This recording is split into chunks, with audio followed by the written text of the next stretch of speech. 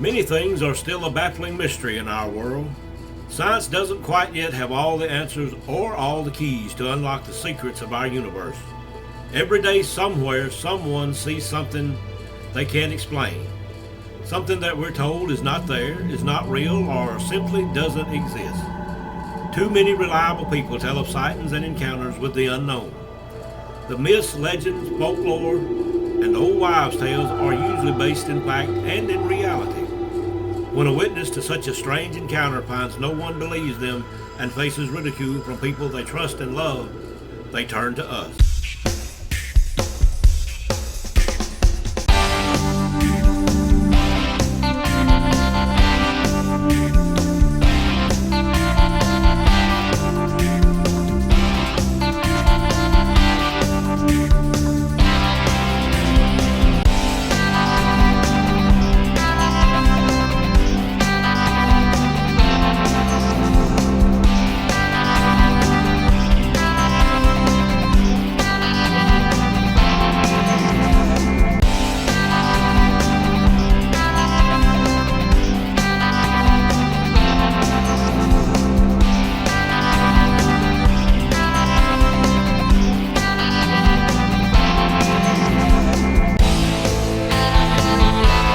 Sounds like it's being read. I'm sorry.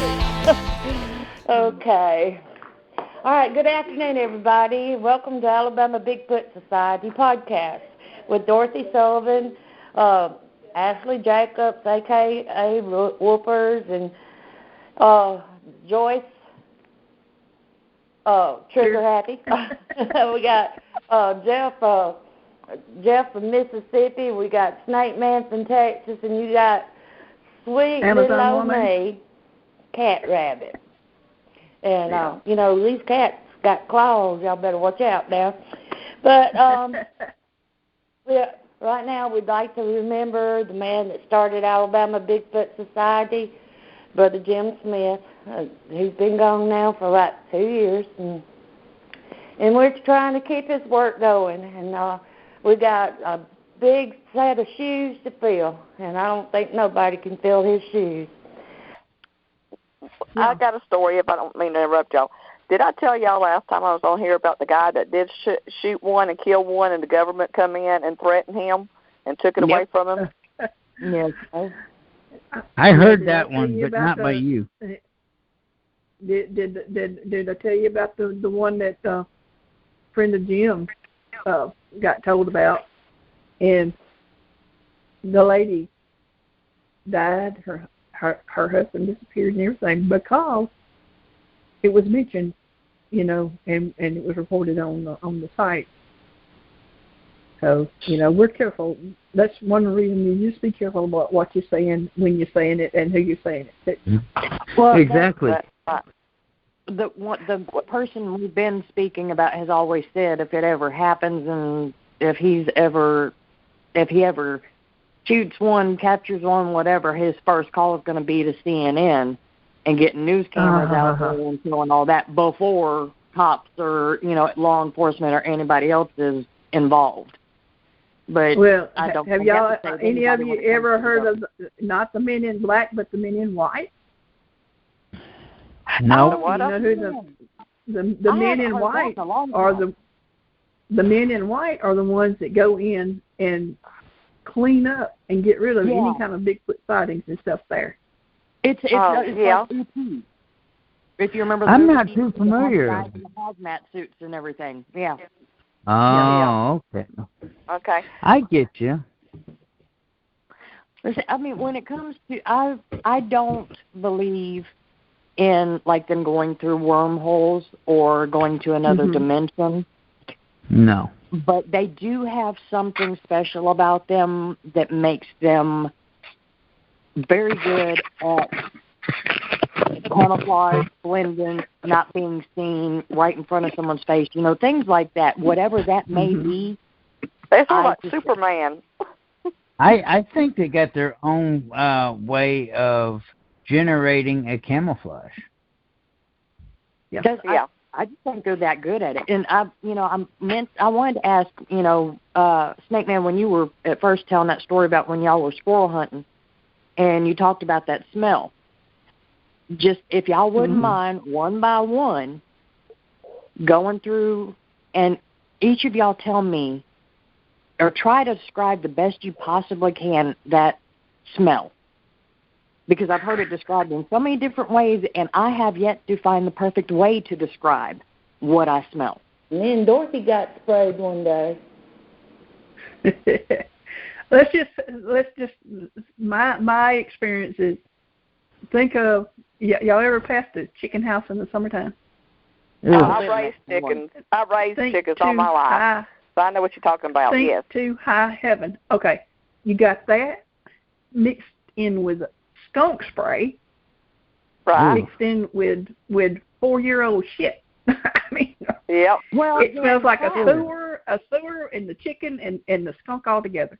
If you can mix all together. Every time I smelled one in this neighborhood, I guess it's just the cow pasture, the chicken houses, and the skunks in the neighborhood, and not a Sasquatch. Well, I think it's a combination of all the above in the swamp, like the mud, the muck, decaying dead animals, decaying vegetation, and about and a dozen hobos that haven't washed in over a month. There you go. Well, let me ask you, how can it's just a nasty smell. Yeah. How can some people not smell them until they ride on them and they don't have the smell? If they're standing downwind. I think a lot of people. I think they use that as a defense mechanism. I think so too. I really do, because the day that me and Dorothy encountered it, I had to get out and open a gate, and I parked where I could get the gate open. We went down in the woods, and one followed us out. And I came out, and I didn't know it was there. And when no sooner than I opened that door, it smelled like, it was just so overpowerful. I mean, it was like, I was about to gag. It smelled like skunk. It smelled like urine. It smelled like open sewage. It smelled like a wet animal. It was raining that day too, so it's a horrible smell. But they come around this house, and I've been real close to them at given times, and I have not smelled it. So I really think it's a defense mechanism.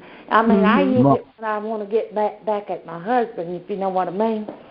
Well, you remember when me, you, and Denise were out there that one night, and we were in the back, and that little trail that goes down towards the woods? Yeah. Off to, I guess, if you're standing on the front porch, it'd be to the right side of the backyard. Yeah. And you remember you kept telling me and her to quit moving, because it's like I kept saying, there's something there. I can feel there's something right there. And she was like, I think I see something. Me and her kind of were creeping towards it, and you kept saying, y'all stop moving. Y'all don't go any closer. And I think we had to have been about 20 or 30 feet away, and we finally spotted one on either side of the trail. But we never smelled anything. Not one. I think it has a lot to do, too, with the individual that's there with them. I mean, sometimes a lot of people dismiss things as, that's swamp gas or that's decaying vegetation from that little pile over there, you know?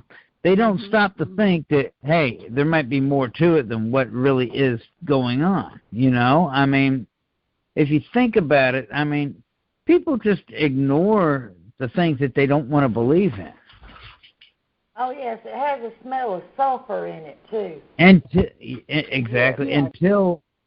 Until it forces you to say, hey, this is real. You know? Because Sasquatch does have that ability to make a non-believer a believer very quickly, just like anything in the paranormal field. Okay? Now, you know, I've wondered a lot about how come I was the one, and when I was growing up, that was chosen to have 2 face-to-face encounters with this thing and not be killed. The he's got a special spirit. They realize that you're a kindred spirit. That's the reason they did That's that. it. They knew that you understood, you identified with them. And that's another thing, Snake. I think I've asked you this before. If you can talk, or people, spirits can talk to you, why can't you? They probably trying to talk to you in a certain way, or they know about it. Well, I do. I do kind of have the ability to talk with animals. So Bigfoot is number one. First of all, is not an animal. He is a being. He shows intelligence. He shows compassion. He shows empathy. So therefore, he is considered a sentient being that has a mind, a heart, feelings, compassion, empathy. Loyalty. I mean, yeah, exactly, and loyalty. I mean, he's just like one of us. I mean, but you think about this, okay? People sit there and say, oh, well, we're going to shoot one. Would that not be murder? Mm-hmm. To me, it would be. Yes, it is to me. And the government recognizes it in some states that it is. Yeah. And I'm sure, and I could probably get another visit from the MIB again, but because I had a nice visit from them one day a while back. It was interesting. But, I know dang well that they know about these things. They have them on their base. Mm-hmm. Right. Okay. The military is aware of them. If there was no such thing, why would the military have certain files that are blocked from public eye that mentions these things in detail?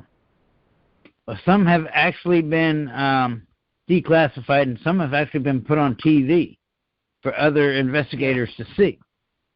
I mean, you think about it. Let me ask you, have y'all ever run across the one I was telling y'all about, the man who shot the one and the government come got? It was on the front page of the local newspaper. There? I think I heard about it. Page. Okay. I went here recently and went to look at the local library to try to find that page, and it was not there. It was totally different. They put something, they took it away and out and put something totally different in there. And just for y'all's FYI, the encounter I had was over in St. Augustine, Florida. The one that you got the visit about? The one when I was 14 on the squirrel hunt. Oh, okay. What? Oh, okay. I won't get you in trouble. Because, see, even though, like, of course, when it comes to investigating with other people and on their property and things like that, you always respect their privacy with their name. You don't disclose their location. But well, it was on our property, and I just say this now: if they don't know you, my sister will shoot you.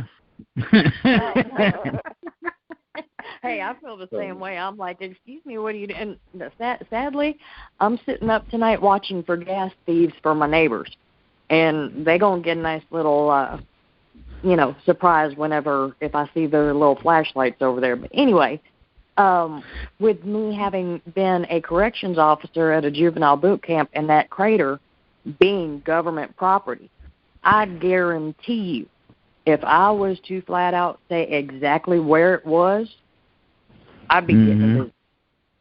Because, I mean, it wasn't just, and like I said, a lot of people think that I'm crazy, but we had actual police officers that moonlit as the corrections officers, second job. And these guys were so terrified of what was out there that they kept seeing or hearing, they went around digging leg breakers and trying to make booby traps to get this thing and hurt it and whatever, because they were that scared of it. These cops, they testify to so many different things every day. But if you see these men that put their life on the line to keep us safe, afraid enough to actually go out after they clock out, they never did this while they were on the clock. They'd clock out or they'd come in early, and they'd dig leg breakers where they had either found footprints or where they had heard something growling the night before. And, I mean, these are grown men, and I was going, guys, why are y'all like this towards it? I don't have any issues. one thing a lot of people don't realize is half the police officers that are hired are ex-military. Yes, Mm-hmm. I do realize that a lot. That is Okay. I won't say a fallback. That is a second choice once people do retire. A lot of them do go into some sort of law enforcement. Well, my dad, he was a drill instructor in the Army. He went into the fire department. Now, he's talked about things he could never explain, as in paranormal stuff. He responded to a brush fire and saw a big hairy guy walking out of the brush fire along the other side. And he could not explain that. He said it was too hot to be wearing a fur coat in summer in Florida. Yeah. Jeff, Mississippi, he is law enforcement and everything. Yep. We was talking about him and his experience, but he said he had his experience before he went into law enforcement. Right. It was years before. Sure was. Yeah, and but you said that you would tell anybody that they were real, but you said none of the other workers. Sure, I don't mind telling anybody about it. I mean, it's the truth. One thing I was curious about, Snake Man, you said that they were beings, they were compassionate and all that. What do y'all think about a language that they may have? Do you think? Oh, they definitely have. Yeah. Do you think they're fluent? I'm sure they're fluent to each other. It's a samurai language.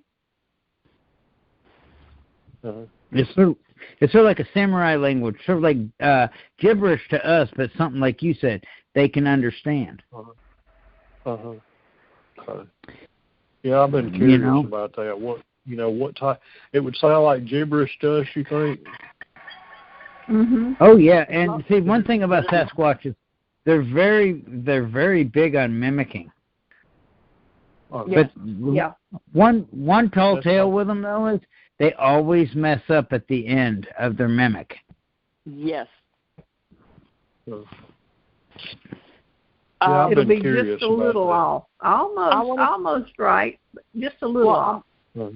Wait, did you just say I'm off? No, I said their mimicking is just a little off. I was going to say, that wasn't nice. It's pick on Snake Man night. Hey, I'm a little off, and I admit it. Look, we've all been drinking the peyote tonight. I'm a lot off. Just don't let nobody else know. I want to make that sad. That's Mama Hush. You know what's funny, though, is you were bringing up about the language. They do have a language. I mean, and to what extent can they speak English? If they can mimic English, why can't they speak English? Well, because they don't want to. I don't think they want to. Actually, seeing as how they've probably been, they have their universal language, like you said, but we have so many different languages. But, and I mean, I can only speak to mine, and Mary Catherine's heard the recording as well because it was from her property. Mm-hmm. One of them she was inside for, the second one she was outside with us with. Right. The one is the famous roll call, where the Bigfoot researcher and I were walking down the road, and he was like, if we're not having much luck, let's call it a night. And he said, let's get everybody together, and he yells out, roll call, and then not 20 feet away from us, we hear, yeah. And it sounded exactly like another guy that was with us on this, research investigation. Mm-hmm. And we've got a recording of it. Now, you hear the roll call yelled really loud because there was a huge microphone down by her driveway. And we were so many yards up the road. I want to say we're probably about 100 yards up the road. So you hear him yell. But in the middle of this clip, and Snake Man, I'll have to send it to you because I don't think you got to hear it unless it did get played on the other show. But I think I did hear it, but and it amazed me. You know, and you know, there's another video, or not video, audio that I heard a while, not too long ago, of the animal talking, or the being talking, when it came up onto somebody's porch and saying, "Dog, dog." They got a dog. That was Mary Catherine's as well. Yeah. I mean, you tell me right there that doesn't prove, though, that they have the capability to speak English. Well, I'm sure they do. And, well, of course, and not just mimic, but it's almost like when they're near humans, that's when it comes into play. Because, okay, when he yelled out roll call, that was to reach, the group of us that were separated by, hundreds of yards in whatever directions. But exactly. The reply to us when it said yeah was only 20 feet away, so you barely hear it on the recording. But David Ellis, he reviewed that one as well, and I believe he sent it to a few other people, and they're like, yeah, you definitely hear a response in there. Some people have disagreed whether it says yeah or sure, but me being 20 feet away, I'm going to tell you definitively it said yeah. And then there was another instance that weekend when we were all sitting around the campfire, and I can't remember if we were warming up, if we were getting ready to go out, if whatever it was, but we were just sitting out there cutting up and joking and laughing, and you hear coyotes start howling, and then you hear this other howl, and it's like, that's not a coyote. And it, just like what she said about it, they're a little bit off. They get a little bit cut off. You hear it doing that howl almost perfect, and then it was like, and it just, at the end, it faltered. Yep. So and then you have that one, and it wasn't just saying dog, dog, dog. It was saying a dog, a dog, a dog. They have a dog. Yeah. I've got one mimicking a rooster. Oh yeah, I forgot about that one. And I don't know where it's at right now, but like I said, and like I said, this is in the middle of the night, about 1 o'clock in the morning.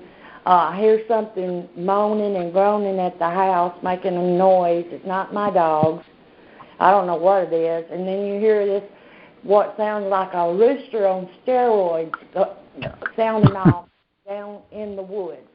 And and it's not a rooster. I mean, I've had chickens all my life, and at that given time, I didn't have no chickens or no roosters, and nobody around here had any.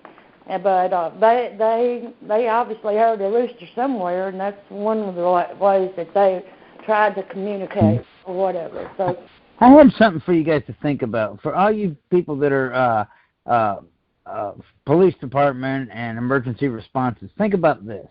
Okay, remember when the children came up missing in the woods? Mm-hmm. Do you remember what the kids said when they were interviewed? The hairy man helped me out of the woods. Yeah, I've heard about that. And then there was another kid that said the giant teddy bear. Yeah, and what was funny was that shows right there that they have compassion. Right. Okay, and they have intelligence. They took and protected that baby, or them babies, and got them to somewhere where they could be found by their own kind. Now I found that vocal with it trying to sound like a rooster. I don't mean to interrupt. I want y'all to hear it. Okay. You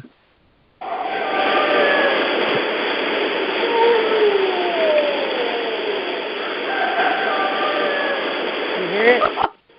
Yeah, I did. Yeah, I see. What I thought was funny about it was like it would sound like one was trying to howl like a dog, and then one was doing the rooster. It's like, okay, which animal do y'all want to be? I thought somebody stubbed their toe in the woods. Well, that's just mind blowing, and I wound up calling Ed. I always called him Mr. Ed, the famous talking horse. But they had me on the phone coming from California, and they were saying, Mary Catherine, can you make that sound like that rooster crowing? you know, they were coming here to do an investigate, and they were on the road, and they were bored, so they thought they were going to pick at me. And I said, sure. I said, I can make it. And I go, can you do that one more time? I said, sure. And I did it again. And he said, then I heard him snicker a little bit, and he said, just one more time, Mary Catherine. And I said, you jackass, you. Because I'm going to get y'all back. Wow. Well, I know y'all are not going to believe this, but we've already been on for over an hour. Yeah. It's been really good. It really has. Yeah, hey, I've enjoyed it. Before we cut off, I have to ask one question to Snake Man. Mm-hmm. I didn't do it, I swear. No, I need to know this for my own safety. You say, you and Joyce have known each other for a while? Yes. And okay, you can see things, and I'm gifted too, but I have yet to see this. If I ever go out with her, will I get shot in the foot? Just let her go ahead of you. Let her go first, huh? I do want to say, sounds like the only safe place is when she doesn't have one. If she doesn't have a gun, that's when you're fine. Just switch it for blanks. Hey, I do want to say this before we go. I forgot to announce that Amazon woman that's just joined the team. And do you want to have? You've been real quiet. Are you still on here? Hello. Yes, I am. Oh, they want my eardrums. You want to make a comment or something? You've been very quiet tonight. Well, I'm just enjoying it. I've enjoyed listening to everybody, and I'll be glad whenever anybody decides that they want to go out and go for a nighttime hunt. I'd be glad to go out there and be able to see if I could see one. Oh, I'm game. Depends on where you are. I know I could take you up to Bankhead. Well, I'm in East Alabama. Well, that's I'm just because you know where Bankhead is. Yeah, I'm not that far from Wadley. Oh, okay. Yeah. Okay. Do you know where Zana is? Oh, I absolutely do. It's where my folks come from. Oh, okay. Do you know where that when you're going through Zana, you'll pass Chapel Road and all in there? Yes. There's a sign in the road that shows that it seems to be a bad curve. Yes. We've had one report of one walking across the road in front of somebody there. He took 3 steps and got all the way across that road. I don't doubt that one bit. He was taller than the sign. Yes. We did a report on that, and but there's a lot of signs in there, and there's a lot of signs down towards Lafayette.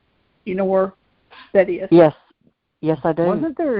Wasn't there a fatal accident on Chapel Road? Yep. A while back.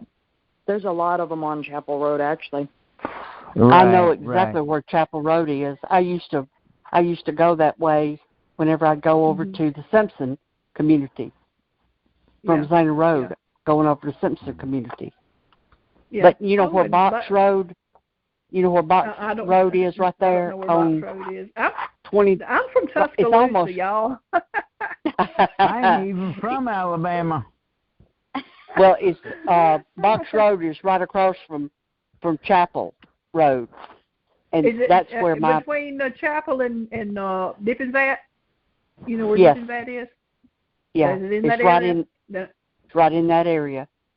Box Road is on the left side of the road, going from Wadley to New Site. Uh-huh. And it's on the left side of the road, and that's where my family, my daddy's family, was from, in that area. Okay. So, I mean, of course, they hadn't been there for years, but I moved from Georgia back over there after 30 years of being in Georgia. I just moved back in March. So, and I'm up around the Wadley and anywhere from Wadley to Talladega area. Yeah. And I came back through whenever I was coming from Georgia back to Alabama. I came through the Talladega National Forest. And I thought the whole time I was coming through there, I said, if there's ever going to be a Sasquatch stepping out in front of me, it ought to be any time now.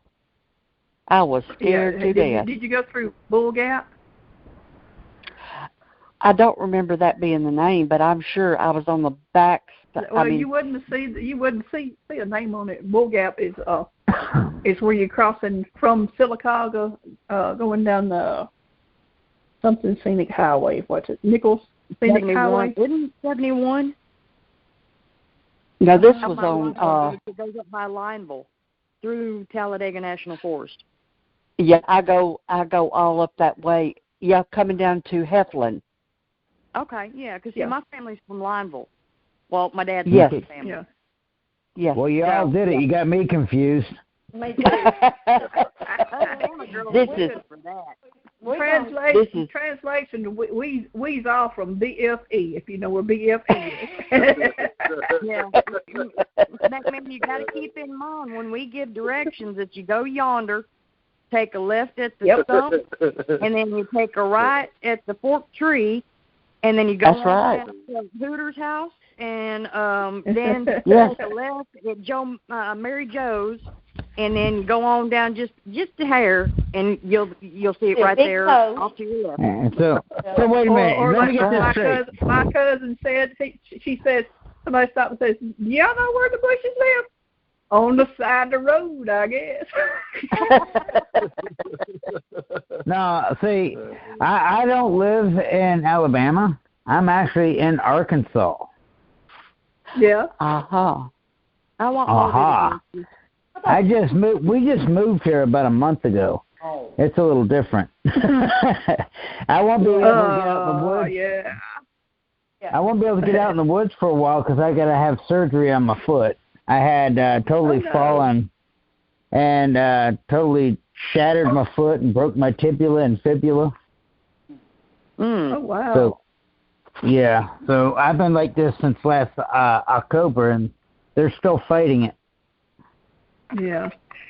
Well, we need to get you better. And ladies, and Jeff, if you ever want to come on over, and we want to get one of the night. I really do. I would love to. If we want to get a night investigation going, let's do it. Yeah, we'll have to look around and get something done. Well, I want to do a December one again. I about froze my you-know-what off. I have to get all you ladies out there to do and gentlemen out there to do a paranormal investigation that I do. I could take you to some spots where you would not shut your eyes the rest of the night. Do you have an IR camera by chance? I'm working on getting another one. My other one got destroyed. I can find it. Snake Man, one way or the other, like through Mary Catherine, we need to like hook up on Facebook, and not only will I send you those vocals, but I will also send you a it's basically a reciprocal, or what do you call them? You know, when they repeat. Help me out. Residual, thank you. I can't think. The game is like in front of me, so words just aren't coming that easy. But it was like a residual, and this woman's holding the IR, and I videoed it with my phone. And you could literally see what we believe to be a Civil War soldier setting up the tent that was sitting in the middle of this museum. Oh, yeah, they were talking. Yeah, and then there was another night when there was a cannon out there, and they put the IR on it, and it was doing residual motions like it was loading and, firing the cannon. And I even walked over there, and I leaned on the other side or knelt down on the other side of the cannon, and I put my hand out to feel if it, if I could feel a cold spot, and everybody just like gasped, and I was like, "What?" And they're like, "You're not going to believe this."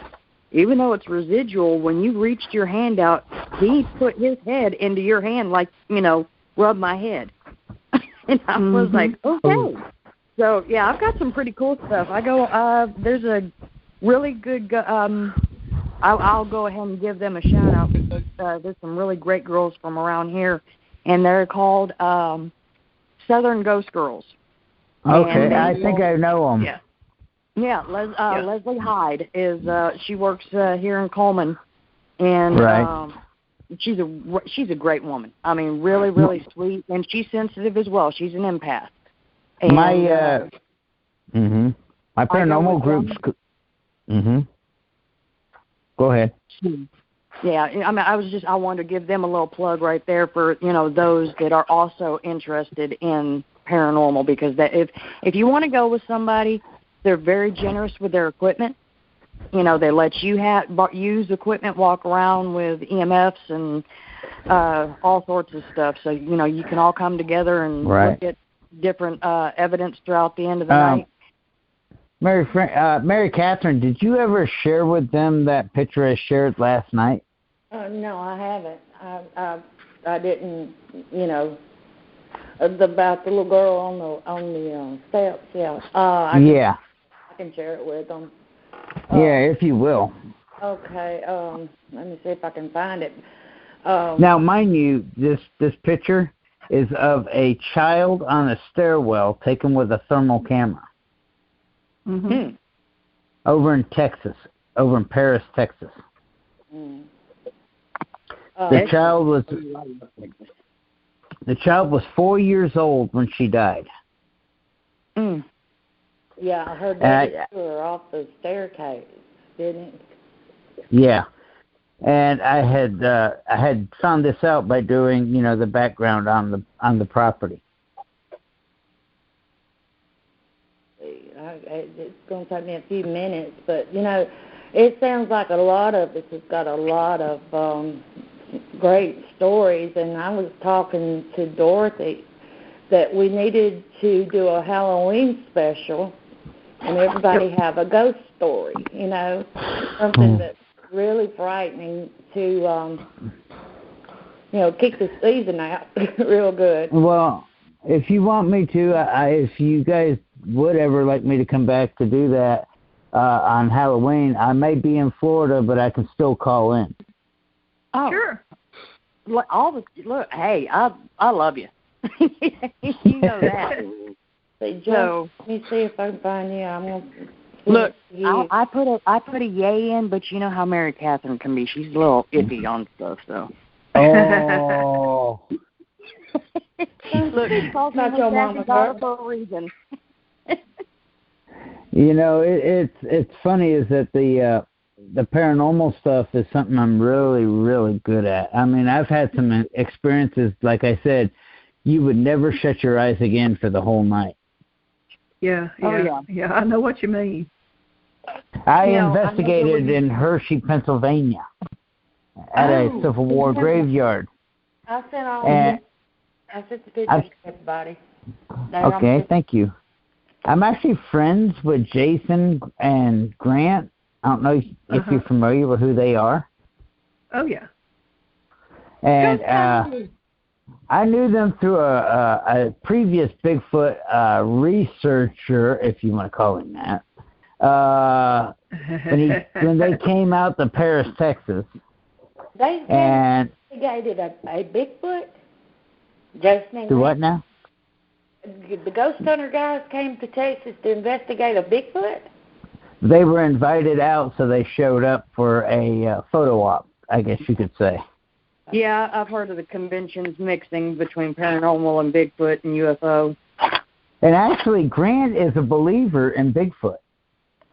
And here's somebody you guys could maybe look into getting for your show is Josh Gates. Oh, God, yeah. I love that man. That dude there. I love his show. He actually. Snake Man. Look, he actually. And another one I'm trying to get hold of for our show is Turtle Man. Yeah. Oh, yeah. Turtle Man's starting his new show, isn't he? He's in Kentucky, isn't he? Yeah, but isn't he starting his own show? I don't know. Well, he had his show for a while. No, I think he's got a new one coming on that's like supposed to be geared towards Bigfoot. His buddy just died not too long ago, Squirrel. Oh, no, he did? Mm-hmm. Well, Turtle Man shot a Bigfoot. when he was about 10 years old. You remember seeing the show, he said? Mhm. And another person, and another guy that would be good for on shows that we're trying to get is Les Stroud. Yep, I love Les.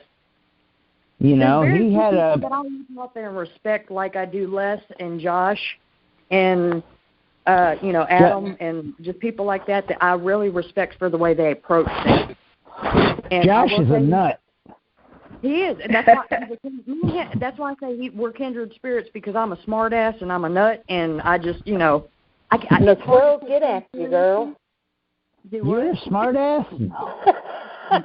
Well, I prefer being smart ass than a dumb ass, but Hey, she sometimes said I she get called both. the nut, and I said, yeah, and the squirrels are always chasing her.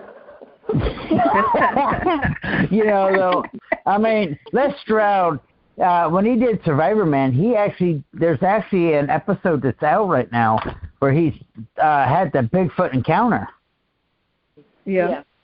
Oh, while he was filming. He actually had a good one. Mm-hmm. See, I haven't seen that yet. The last time I saw was when he was when he was trying out those DNA testers, like he would do like a bait trap or something like that, and there were the things that he would put on the ground and they would step on to like do a foot prick or something. Yeah. And possibly would extract DNA. That's probably the last one that I saw with him doing.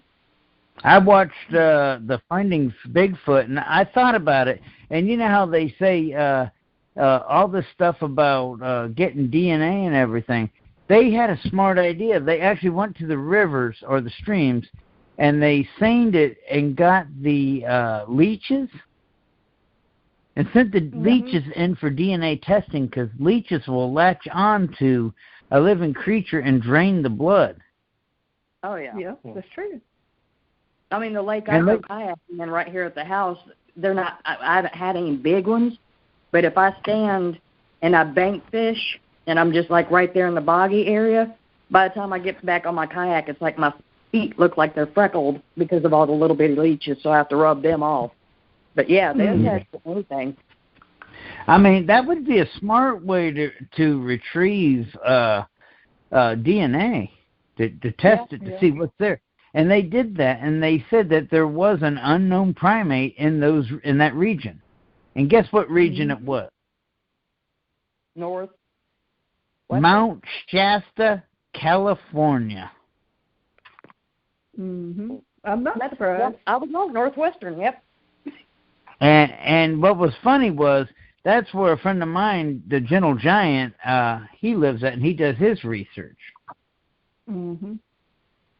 You know, and what's funny is I thought that was very interesting. I mean, they were talking about these different things that were happening with Sasquatch taking over an abandoned log cabin, an entire family of Sasquatch.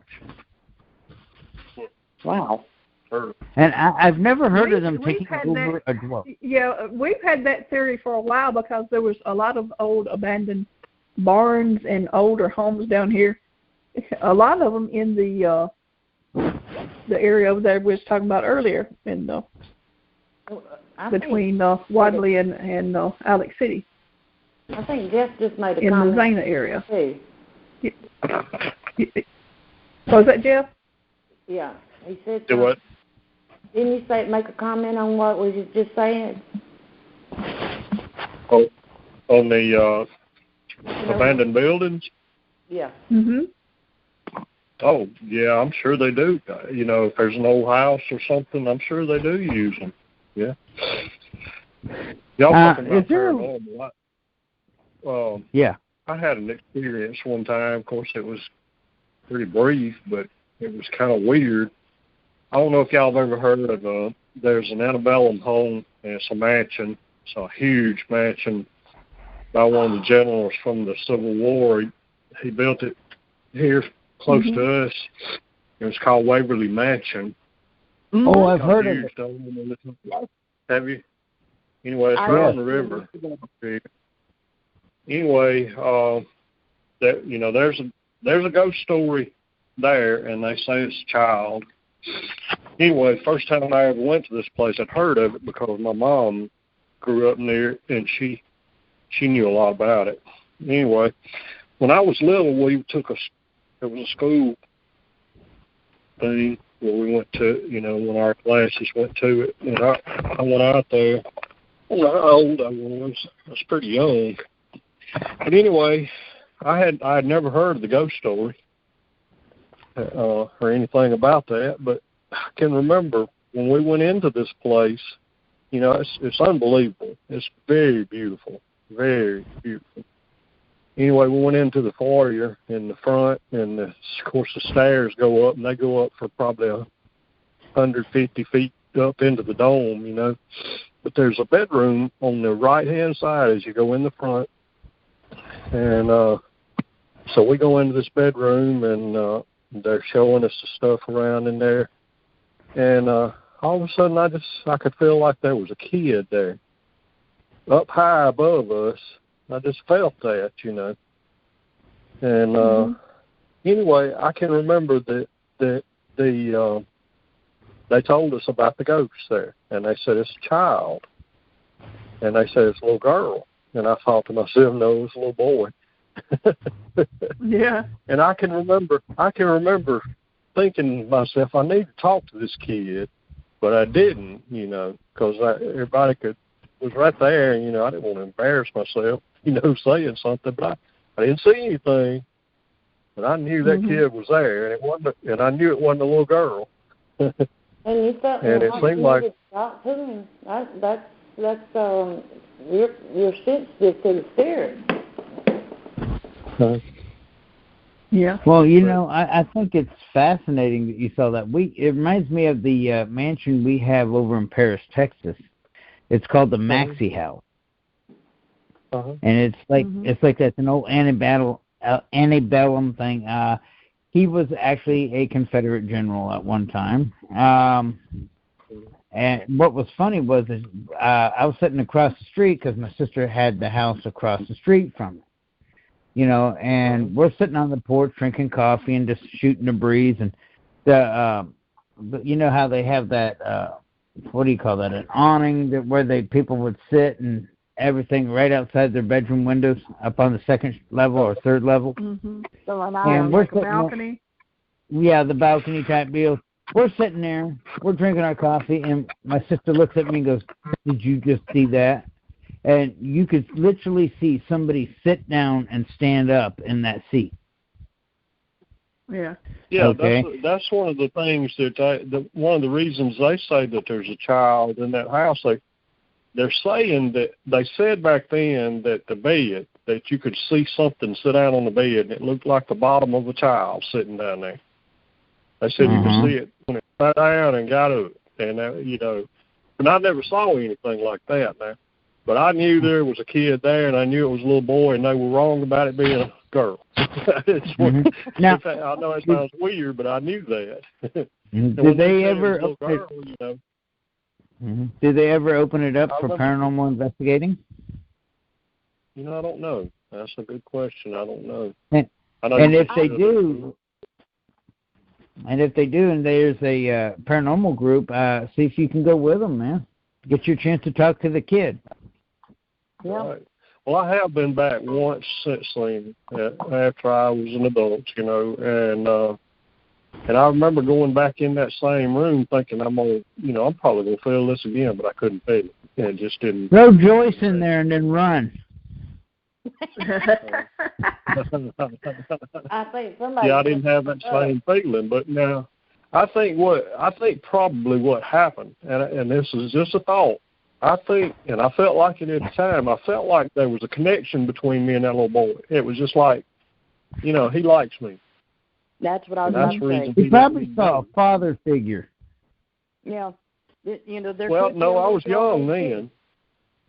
And I think the connection was younger children are a lot more sensitive than we are after we get grown. That's true. Because but the reason we kill that in us because we won't believe it. We're taught that that's not real. Okay.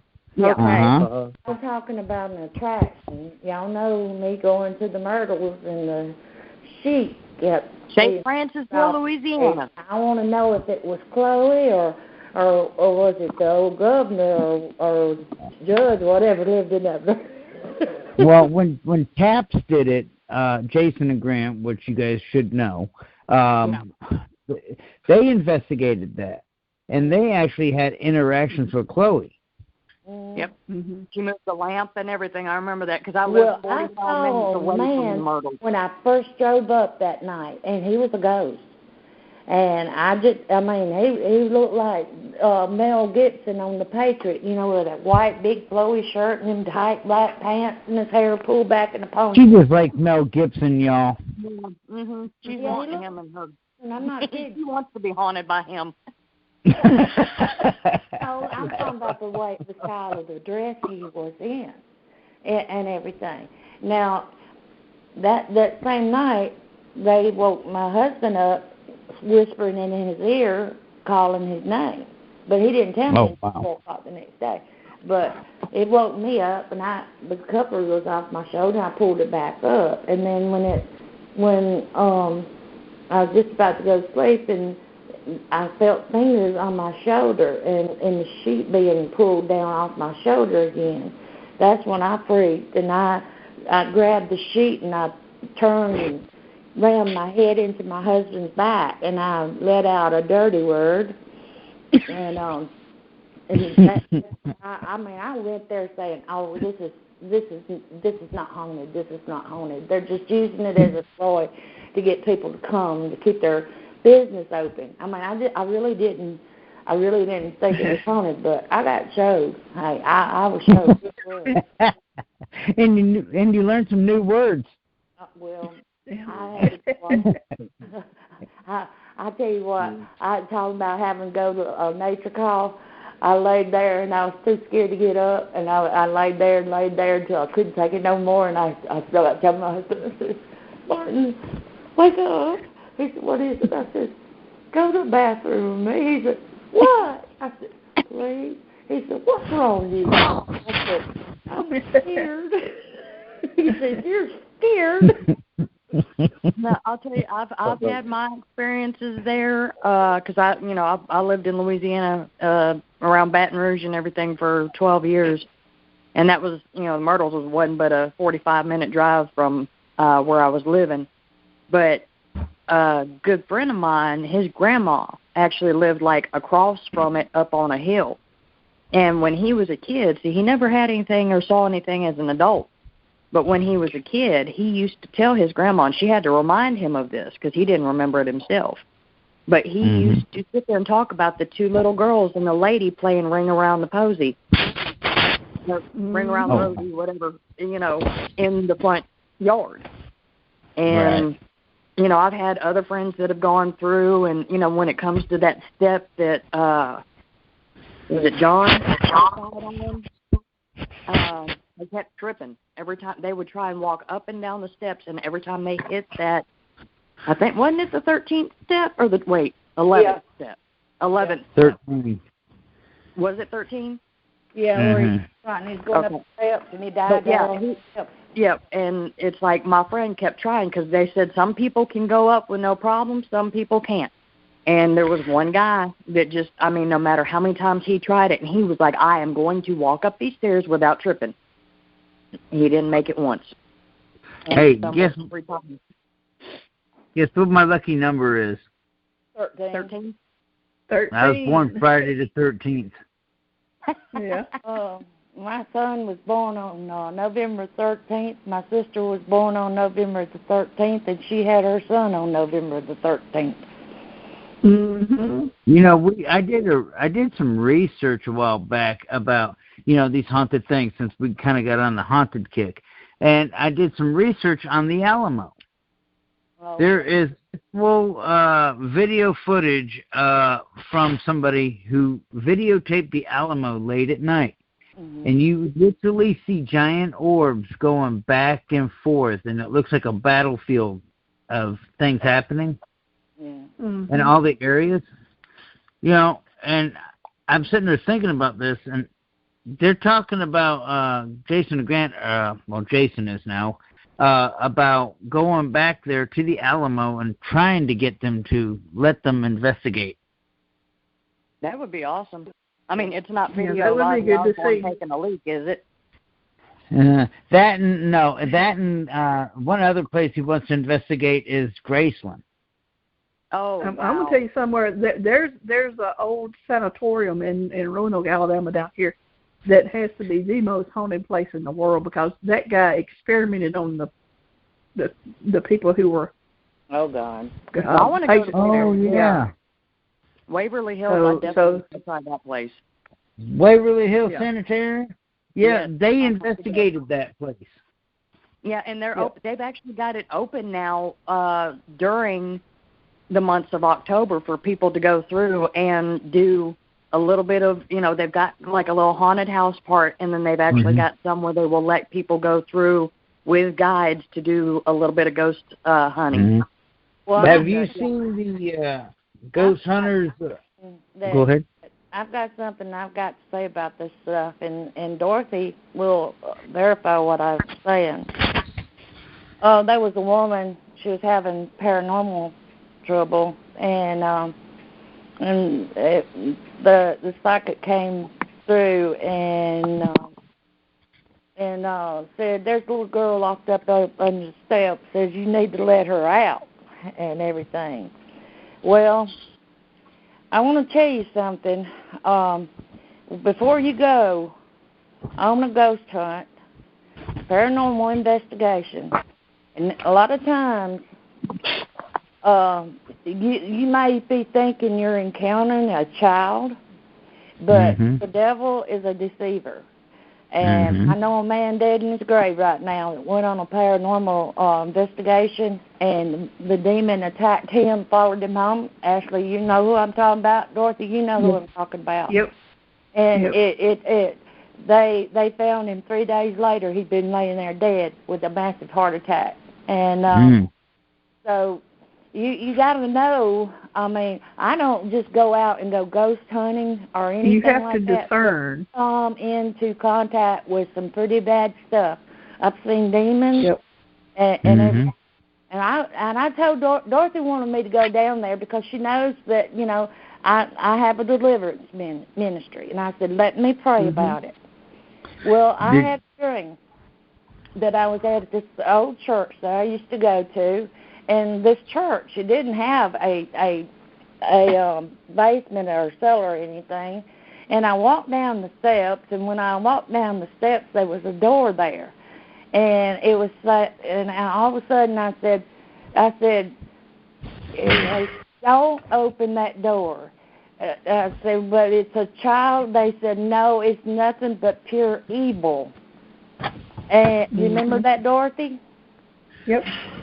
And what did I call? I told you, and you said, yeah, that's when you told me about the psychic came by and told her to let it out, and it got bigger and worse and worse and worse.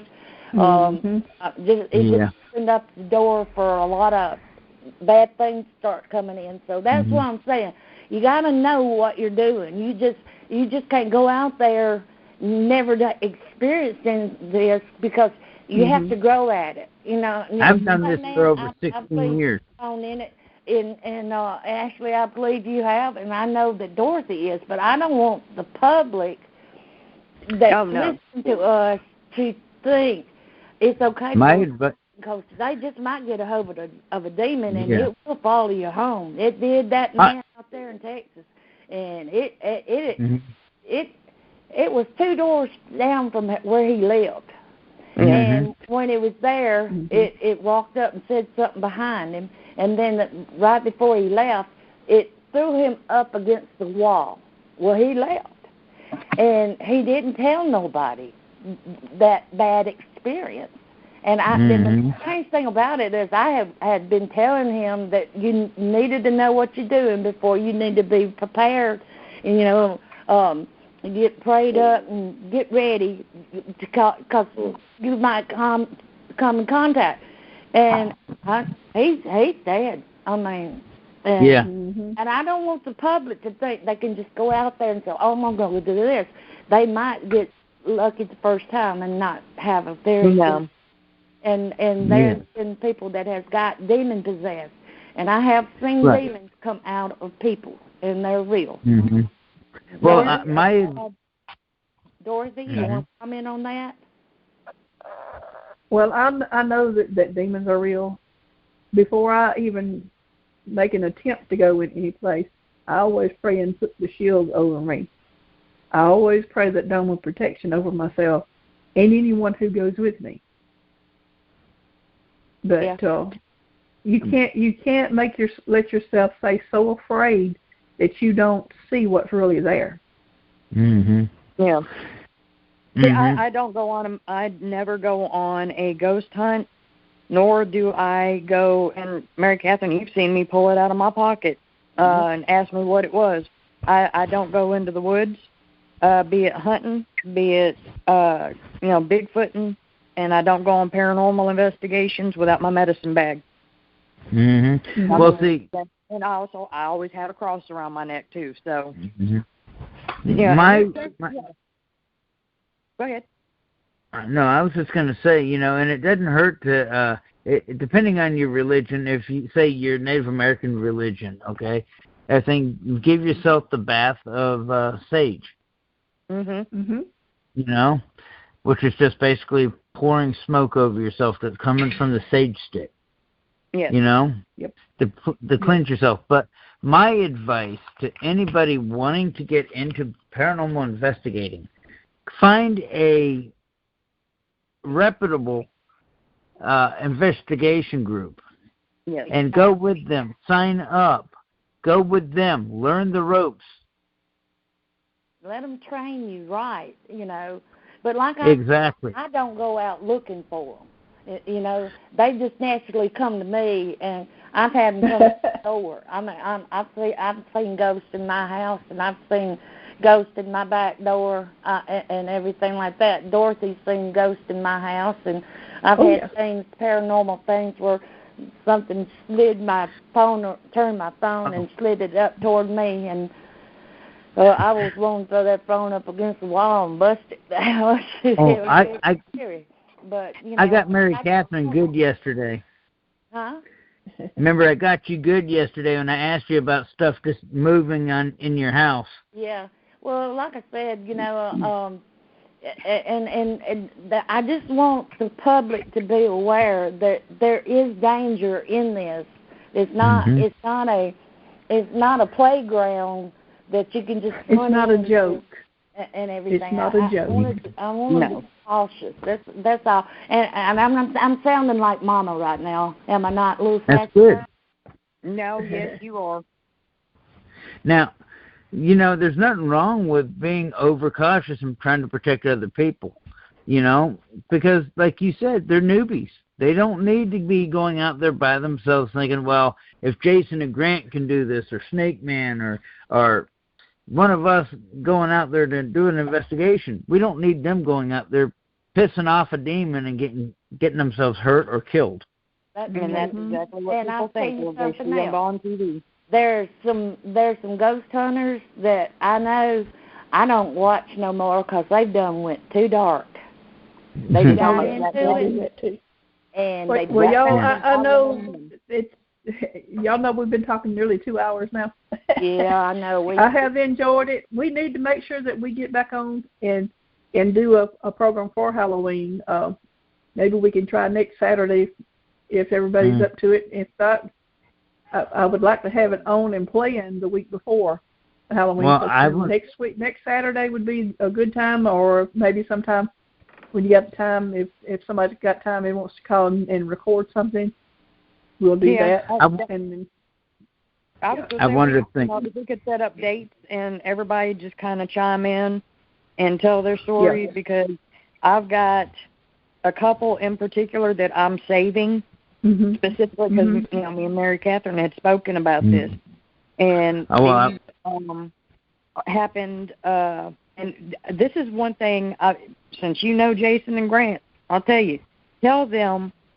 I want them to go to Newport. Since they're in Warwick, Rhode Island, I want them to go to Newport, Rhode Island, and investigate. That's right in their backyard.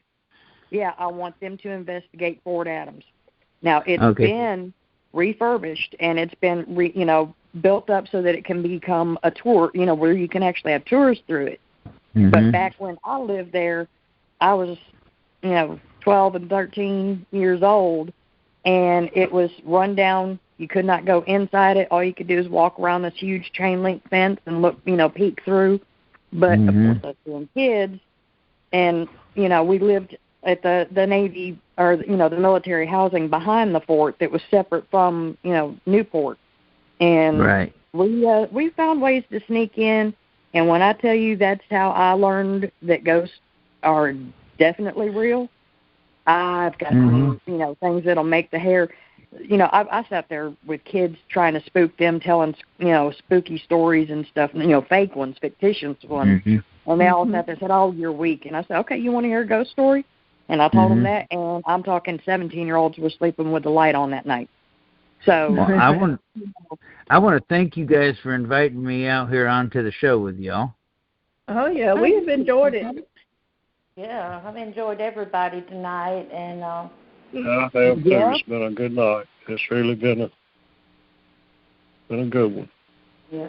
Dorothy, you want to close it out? Well, I think we have all enjoyed it and enjoyed visiting with each other. And like I say, we need to be thinking of our ghost stories, and we'll maybe try to do a call next week, or work out where we can call individually, and I can get it recorded sometimes during the week. But we need to work on that, and y'all let's remember Jim, and let's move on with the Alabama Bigfoot Society, and I hope everybody has a good week. Same to you, Dorothy, and everybody else. It's good to have you on, Jeff, and Joyce, and Snake Man, and Amazon. Amazon. If anybody needs to get hold of me, see if Joyce will give you my number. Okay. All right, we'll do. Y'all have a good week. Y'all too. Thanks, everybody. Y'all too. All right. Bye-bye. Bye-bye. If you like this video, I hope you give us a like. If you like what we're doing down here in Alabama, I do hope that you subscribe to the channel. And I guess with all that being said, before the mosquitoes and flies eat me up, I'll see you next time on the next Alabama adventure, getting close to Bigfoot, and Chico and I will see you on down the road.